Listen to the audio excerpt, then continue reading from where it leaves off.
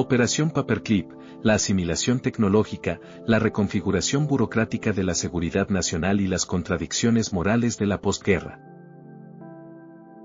Orígenes históricos y la captura del capital científico alemán. La capitulación del Tercer Reich en mayo de 1945 no representó únicamente el fin de las hostilidades en el teatro de operaciones europeo, sino también el disparo de salida de una frenética contienda subterránea por el control del conocimiento científico y tecnológico acumulado por el régimen nazi. A medida que los ejércitos aliados avanzaban sobre el territorio colapsado de Alemania, se hizo patente que la sofisticación de los desarrollos bélicos alemanes superaba en múltiples campos a la de las potencias vencedoras, generando tanto admiración como un profundo temor geopolítico. Paralelamente, la incipiente fractura ideológica entre los Estados Unidos y la Unión Soviética comenzó a redefinir el mapa de las alianzas, transformando la cooperación bélica de la posguerra en un enfrentamiento estratégico donde el control de los cerebros científicos de Alemania se percibió como un factor decisivo para asegurar la supremacía en un futuro conflicto global. En este tenso escenario, el Estado Mayor Conjunto de los Estados Unidos diseñó políticas orientadas a la explotación intensiva de estos recursos humanos y técnicos, un proceso formalizado bajo la noción de reparaciones intelectuales. El detonante administrativo que estructuraría esta colosal movilización de inteligencia fue la catalogación sistemática de los científicos alemanes iniciada por el propio régimen nazi. Ante el desgaste bélico y el estancamiento de la campaña en la Unión Soviética en 1943, el ingeniero Werner Rosenberg, director de la Wehrforschungsgemeinschaft o Asociación de Investigación Militar, recibió el encargo de identificar y retirar del frente de combate a miles de científicos, ingenieros y técnicos para reincorporarlos a proyectos estratégicos de defensa nacional. Este proceso de repatriación masiva, que afectó a unos 5.000 especialistas, liberando a doctores de labores de limpieza y a matemáticos de panaderías para reubicarlos en instalaciones vitales como Peenemünde, o el Instituto de Osenberg en Lindau, quedó registrado en una base de datos de depuración ideológica que los aliados denominarían la lista Osenberg. En marzo de 1945, un técnico de laboratorio polaco en la Universidad de Bonn descubrió fragmentos de este índice arrojados en un inodoro, lo que permitió que la información fuera transmitida al MI6 británico y, eventualmente, al mayor del ejército estadounidense Robert B. Stabe. Stabe utilizó este registro para estructurar su lista negra de captura e interrogatorio de tecnólogos alemanes, situando en la cúspide del interés gubernamental al diseñador de cohetes Wernher von Braun. Esta labor de recopilación de inteligencia científica ya había sido iniciada a través del Subcomité de Objetivos de Inteligencia Combinada, conocido por sus siglas SIOS, una organización compuesta por más de 3.000 expertos técnicos británicos y estadounidenses dedicada a incautar materiales y registros de investigación en los territorios liberados. De manera paralela, la misión secreta Operation Osos, dirigida en su ámbito científico por Samuel Gaudsmer como una ramificación del Proyecto Manhattan, avanzaba tras las líneas del frente en busca de avances relacionados con la energía atómica, armas químicas y bacteriológicas alemanas.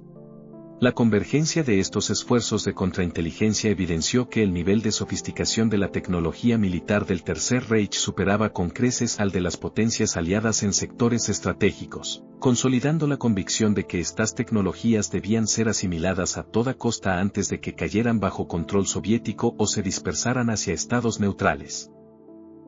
El 20 de julio de 1945, el Estado Mayor Conjunto formalizó estas actividades bajo la Operación Overcast, estableciendo un campamento habitacional en Landshut, Baviera, apodado coloquialmente Camp Overcast por los familiares de los científicos retenidos. Sin embargo, la posterior divulgación pública de este apelativo obligó a los oficiales de la División de Artillería a rebautizar la iniciativa como Operación Paperclip en noviembre de 1945. El nuevo nombre derivaba de una práctica burocrática pragmática. Los oficiales del ejército colocaban un sujetapapeles o clip metálico en la parte superior de los expedientes de aquellos científicos que presentaban perfiles ideológicos nacionalsocialistas conflictivos o sospechas de crímenes de guerra, alertando de este modo a los revisores de que debían realizar un escrutinio mínimo y expedito de sus antecedentes. Los científicos seleccionados mostraron una pragmática disposición a colaborar con las fuerzas occidentales, como recordaría uno de los ingenieros del equipo de cohetes. Ante las ruinas de su patria las opciones reales se reducían drásticamente,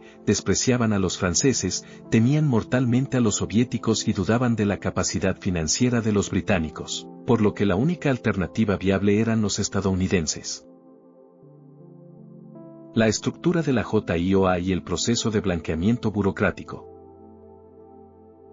La dirección operativa de la Operación Paperclip fue encomendada a la Agencia de Objetivos de Inteligencia Conjunta, conocida como JIOA, una entidad altamente reservada establecida en el ala de élite del Pentágono como un subcomité del Comité de Inteligencia Conjunta. El comité directivo de la JIOA integraba a los directores de inteligencia del Ejército, de la Armada, de la Fuerza Aérea y a un representante del Departamento de Estado, asegurando la coordinación interinstitucional para reclutar, trasladar y emplear a más de 1.600 científicos alemanes y austriacos junto a sus familias en instalaciones gubernamentales y militares entre 1945 y 1959.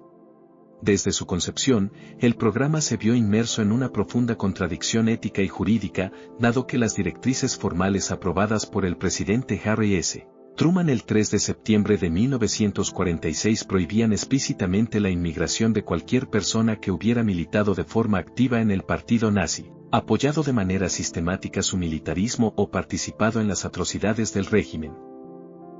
Dada la realidad de que prácticamente la totalidad de los científicos de primer nivel del Tercer Reich se habían afiliado al partido o colaborado estrechamente con organizaciones proscritas como la CSS para poder dirigir sus institutos de investigación, la aplicación estricta del decreto presidencial habría invalidado de inmediato a los candidatos más valiosos, incluidos Von Braun, Kurt Debus o Arthur Rudolph. Para salvar este obstáculo legal y neutralizar los acuerdos internacionales de las conferencias de Yalta y Potsdam, los oficiales de la JIOA, bajo la dirección ejecutiva del coronel Bosquet-Bev, iniciaron una campaña sistemática de falsificación de historiales políticos y blanqueamiento burocrático. Los informes originales de la Oficina del Gobierno Militar en Alemania, que catalogaban a muchos científicos como amenazas activas para la seguridad aliada debido a sus profundos vínculos ideológicos, fueron sistemáticamente depurados o sustituidos por biografías reescritas donde sus adhesiones al nazismo eran presentadas como nominales, coaccionadas o meros tecnicismos orientados a la supervivencia profesional. La gestión de estos científicos planteó una severa disyuntiva burocrática documentada en investigaciones históricas sobre los denominados programas de denegación. Inicialmente, el Departamento de Estado apoyó la retención de los especialistas bajo estricta custodia militar, pero la escasez crónica de presupuesto y de viviendas para las familias de los reclutas en Alemania generó una presión logística insostenible sobre los oficiales del ejército.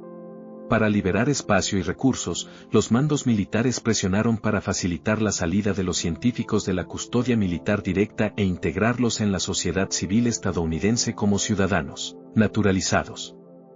Ante este conflicto de prioridades burocráticas, el Departamento de Estado se vio obligado a redefinir sus obligaciones legales. A finales de 1946 delegó en el Estado Mayor Conjunto la potestad para autorizar visados y, en 1947, concedió de manera definitiva al estamento militar y al Departamento de Justicia la autoridad plena para determinar los riesgos de seguridad nacional de los especialistas, diluyendo así su propia responsabilidad institucional.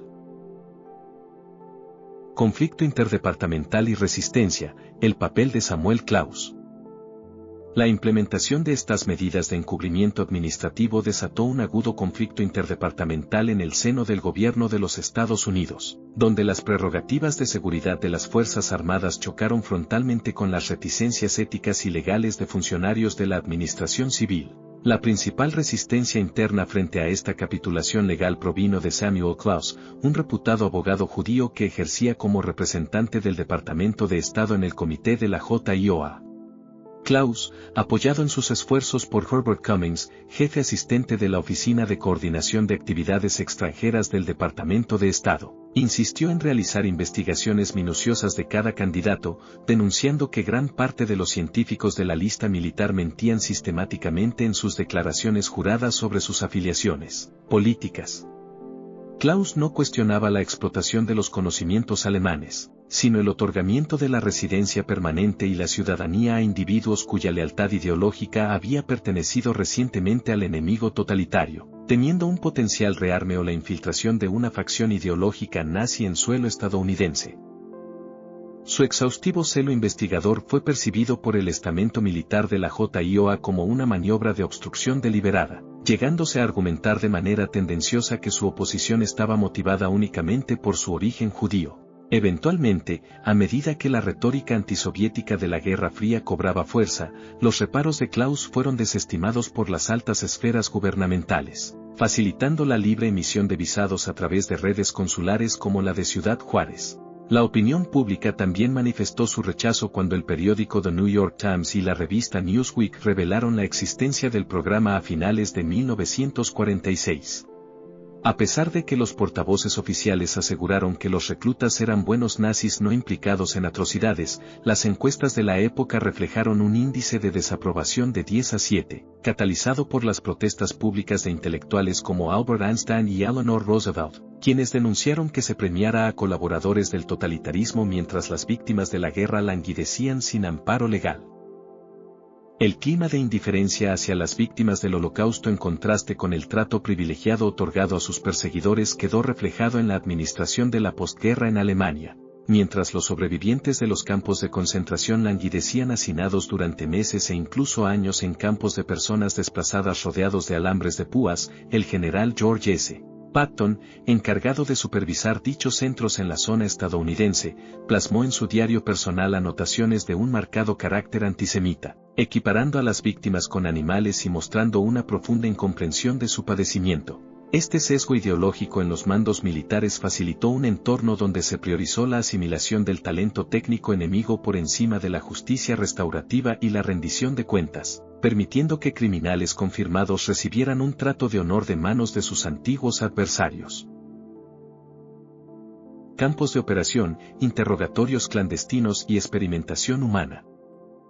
Este pragmatismo burocrático halló su correlato operativo en instalaciones clandestinas de detención e interrogatorio como Camp Ken, situado en la localidad alemana de Oberursel, al noroeste de la sede del Comando Europeo Estadounidense en Frankfurt. Esta instalación, construida originalmente en 1936 como escuela de inteligencia de la Luftwaffe y utilizada durante la guerra como centro de interrogatorio de aviadores aliados bajo el nombre de Ausgrenstelle West, fue rebautizada en honor al coronel Charles B. King tras ser ocupada por las fuerzas estadounidenses.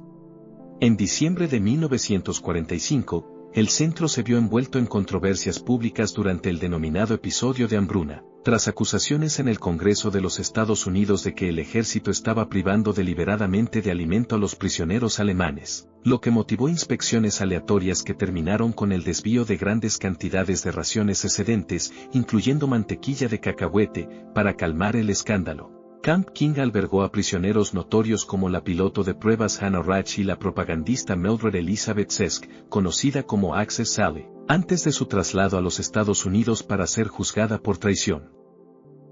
Sin embargo, la importancia de Camp Ken en la Guerra Fría radicó en su posterior transformación en un sitio negro de experimentación psicológica e interrogatorios reforzados. Bajo el auspicio de la CIA y la dirección científica de Sidney Gottlieb, se implementó en este recinto el proyecto Bluebeard, precursor de los experimentos de control mental MK-Ultra, donde se probaron drogas como el LSD sobre espías soviéticos y desertores del bloque del Este para vulnerar su control del ego y producir amnesia inducida. En safe houses como Haus Waldorf, agentes de inteligencia estadounidenses y científicos del complejo químico militar, entre los que figuraba el bacteriólogo Frank Olsen en 1952, colaboraron estrechamente con activos científicos de la Operación Paperclip para perfeccionar metodologías de tortura psicológica e interrogatorio químico. La colaboración médica en Camp Ken involucró directamente a figuras prominentes de la Operación Paperclip que habían eludido el banquillo de los acusados en Nuremberg. El Dr. Walter Schraber, ex general médico y cirujano general del Tercer Reich, ejerció como médico jefe de la instalación antes de ser trasladado secretamente a los Estados Unidos para prestar servicios en la Fuerza Aérea en Texas. Tras la partida de Schreiber, su puesto en Oberursel fue asumido por el Dr. Kurt Blome, ex vicelíder de salud del Reich y plenipotenciario de investigación del cáncer, cargo que sirvió como fachada para coordinar la totalidad del programa de guerra biológica de la Alemania nazi. Blome había liderado el proyecto ultrasecreto Blissableiter, una fábrica camuflada de armas biológicas rodeada de altos muros y custodiada por las SS, donde se ensayaba la vaporización de la peste bubónica, el tifus y el cólera utilizando prisioneros del campo de concentración de Mauthausen en experimentos letales. Asimismo, Blome propuso la propagación aérea de la malaria mediante mosquitos infectados, colaborando estrechamente con Eduard May en ensayos de laboratorio llevados a cabo en reclusos de Dachau y Buchenwald. Pese a que la misión Alsos interceptó correspondencia explícita entre Blome y otros médicos nazis como August Hurt discutiendo la necesidad de contar con sujetos humanos sanos para pruebas de gas mostaza, la intervención de la inteligencia estadounidense aseguró su absolución en el juicio de los doctores de 1947. Blome fue contratado por la CIA para el programa MK-Ultra y el Cuerpo Químico del Ejército estadounidense, sirviendo bajo el Proyecto 63, un programa sucesor de Paperclip, y coordinando sus investigaciones en Europa con el científico militar estadounidense Harold Batchelor. El engranaje de guerra biológica se completaba con el veterinario Eric Traub, director de la sección experimental en el Instituto de la Isla de Reims. Traub se especializaba en la diseminación aérea de patógenos animales devastadores como la fiebre aftosa y la peste bovina sobre territorios enemigos. Al igual que Blome, Traub fue asimilado por el gobierno de los Estados Unidos como asesor científico en guerra bacteriológica, demostrando cómo el imperativo geopolítico de poseer armas biológicas de destrucción masiva superaba cualquier consideración ética. En el ámbito de la guerra química clásica, el caso de Otto Ambros representa otro de los mayores escándalos morales del programa. Ambros, un brillante químico de la corporación AG Farben involucrado de manera directa en el desarrollo de gases nerviosos como el sarín y el tabun, y responsable de la dirección del campo de trabajos forzados de Auschwitz-Monowitz, Buna, fue condenado a 8 años de prisión en el juicio de IG Farben por crímenes de lesa humanidad y esclavitud. A pesar de su condena, Ambros fue liberado de manera prematura y, gracias a la intercesión de agencias estadounidenses que valoraban su dominio de los procesos de síntesis industrial de caucho y combustibles químicos, se le concedieron dispensas consulares especiales para viajar en al menos 2 ocasiones a los Estados Unidos como consultor industrial privado, viviendo el resto de su existencia en la prosperidad y sin enfrentar consecuencias penales ulteriores. Especialidades científicas y figuras clave, entre la innovación y la complicidad. Cohetería y la explotación de mano de obra en Mittelbau-Dora. La asimilación de la tecnología de misiles balísticos representa, sin duda, la faceta más célebre y a la vez más sombría de la Operación Paperclip. Al finalizar el conflicto europeo, Werner von Braun y su equipo de colaboradores íntimos se rindieron deliberadamente ante las fuerzas estadounidenses en Rewote, Austria, conscientes de que sus archivos técnicos, ocultados estratégicamente en minas de hierro y cuevas, constituían una valiosísima moneda de cambio burocrática.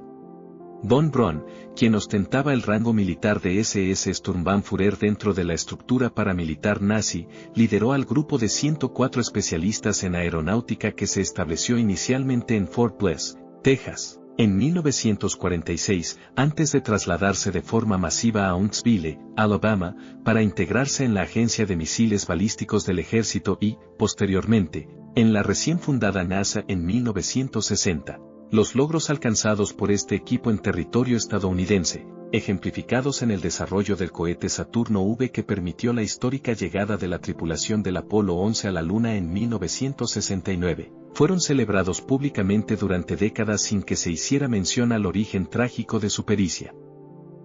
Este éxito tecnológico estuvo cimentado directamente sobre los cimientos de Mittelbau-Dora, un complejo carcelario y subterráneo donde unos 40.000 prisioneros del sistema de campos de concentración de las SS fueron explotados en condiciones de esclavitud extrema para la construcción de la fábrica subterránea Mittelwerk y el ensamblaje de los misiles V-2.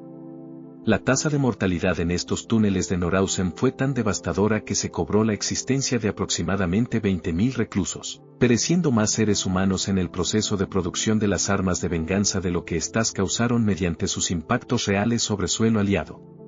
El director de producción de Mittelwerk, Arthur Rudolph, desempeñó un rol directo e inclemente en la optimización de este sistema de trabajo letal. Rudolph, un ferviente militante nazi adherido al partido desde 1931, asistía a reuniones donde se coordinaban los castigos corporales de los reclusos para incrementar el rendimiento industrial. Presenciaba los ahorcamientos de prisioneros acusados de sabotaje realizados sobre las mismas plataformas de cohetes donde trabajaban, y solicitaba nuevos contingentes de mano de obra forzada sabiendo que los hombres que requería serían explotados hasta morir. Al ingresar a los Estados Unidos a través de la Operación Paperclip en 1945, su expediente militar fue sistemáticamente depurado por la JIOA de toda mención a estas atrocidades. Rudolph prosperó como directivo de la NASA, siendo galardonado por sus servicios en el programa espacial antes de que las investigaciones de la Oficina de Investigaciones Especiales, OSI, del Departamento de Justicia en los años 80 forzaran su renuncia a la ciudadanía estadounidense y su deportación voluntaria a Alemania Occidental en 1984. Medicina aeroespacial y experimentos no consentidos.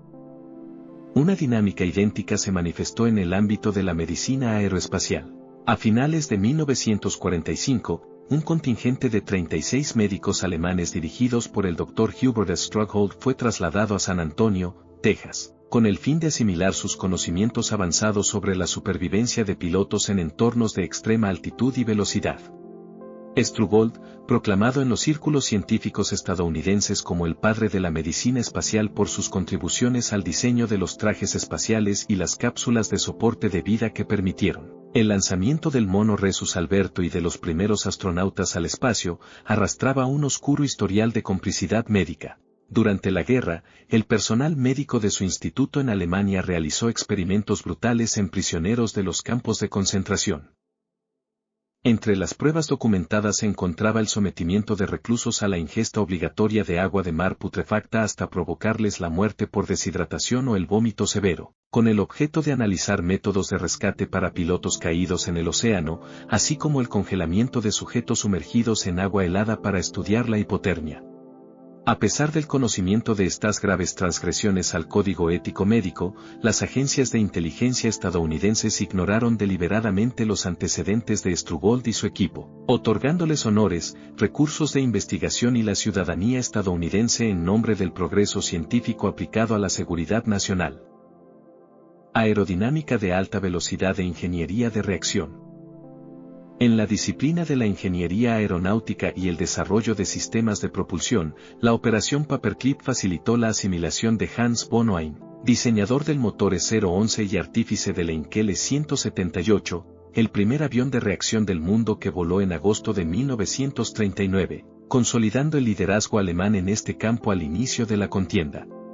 Junto a von Ohain, el ingeniero aerodinámico Alexander Lepech aportó teorías fundamentales sobre las alas delta supersónicas y el diseño del caza Messerschmitt Me-163, cuyas soluciones geométricas para corregir la estabilidad longitudinal mediante winglets descendentes constituyeron la base de las puntas de ala inclinadas de los planeadores y aviones modernos. Asimismo, el Dr. Ernst Dacker aportó avances fundamentales en la transferencia de calor y el enfriamiento de turbinas de gas mediante el uso del interferómetro Mach-Zehnder, aplicando los conceptos de la capa límite de Prandtl al campo de la propulsión por turborreactor.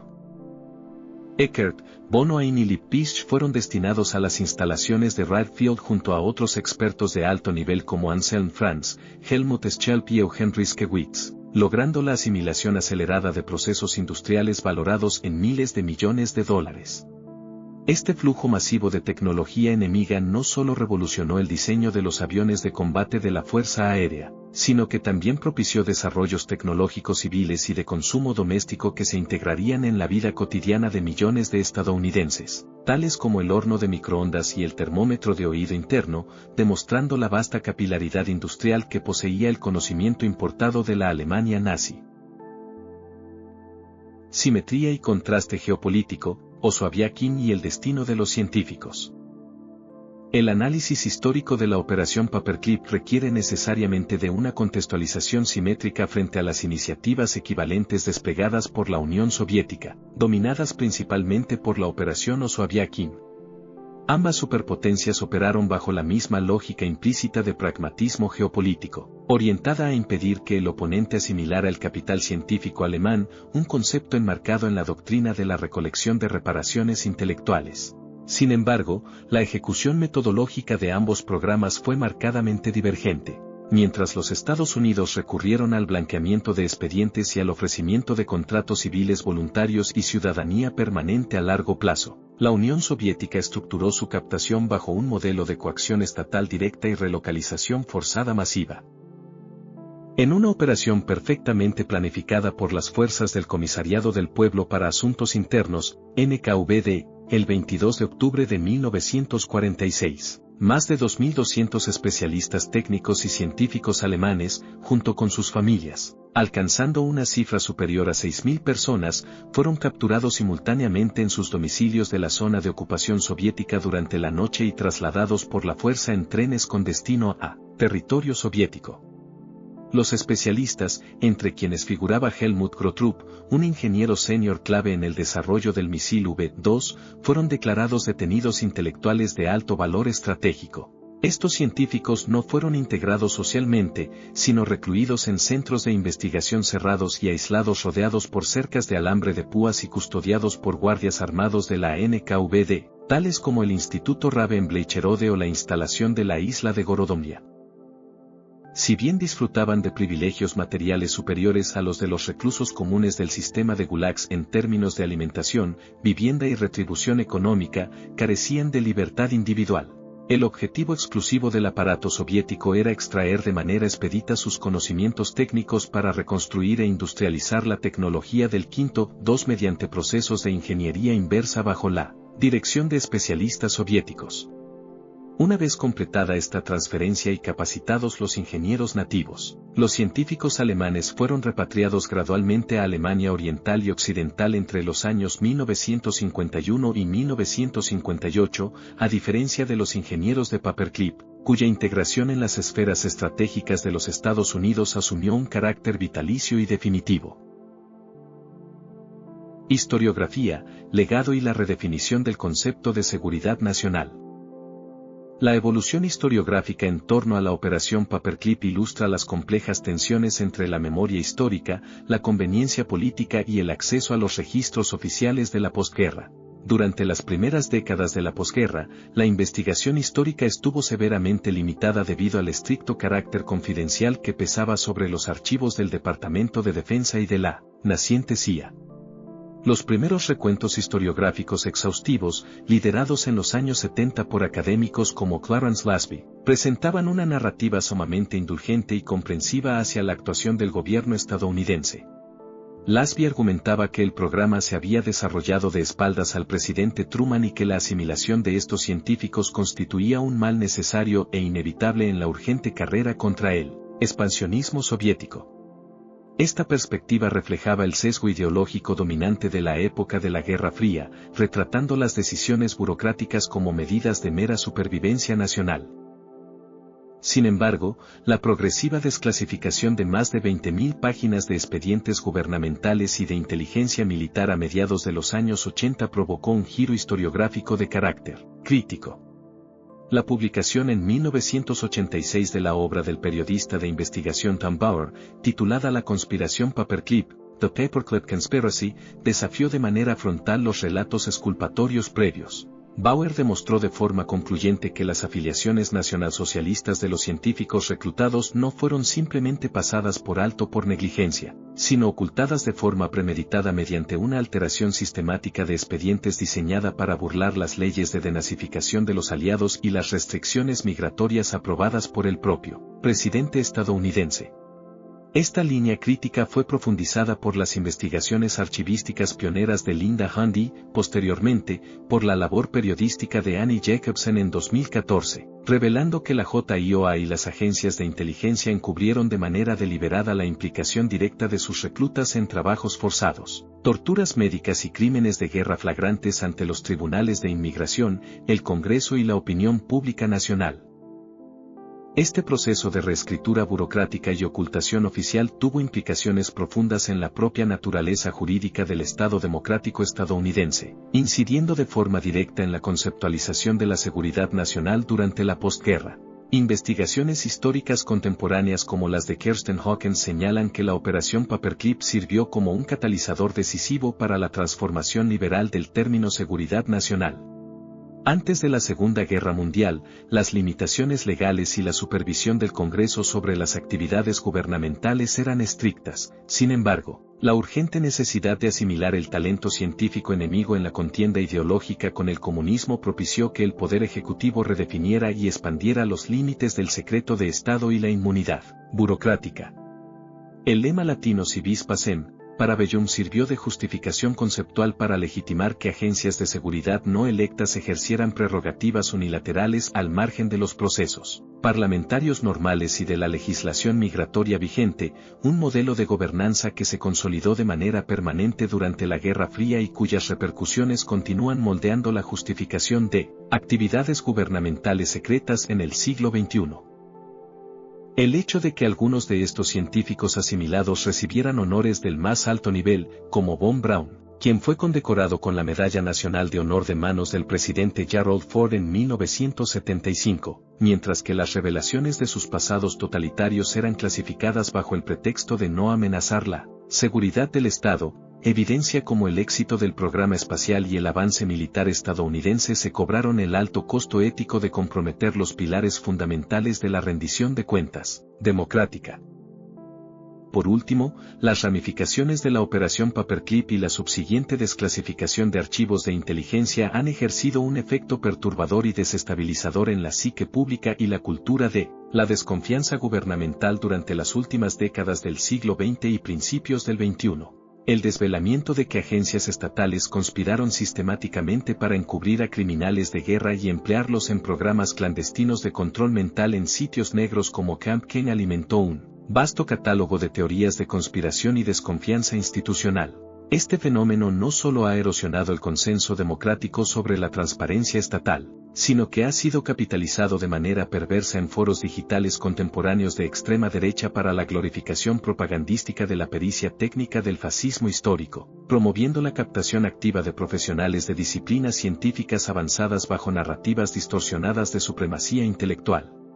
De este modo, la Operación Paperclip se revela no solo como un exitoso y pragmático programa de asimilación tecnológica e industrial en beneficio del complejo militar estadounidense, sino también como una profunda cicatriz moral e institucional cuya onda expansiva continúa proyectando sombras sobre la relación entre el Estado, la ética científica y los límites ineludibles de la justicia en una sociedad libre.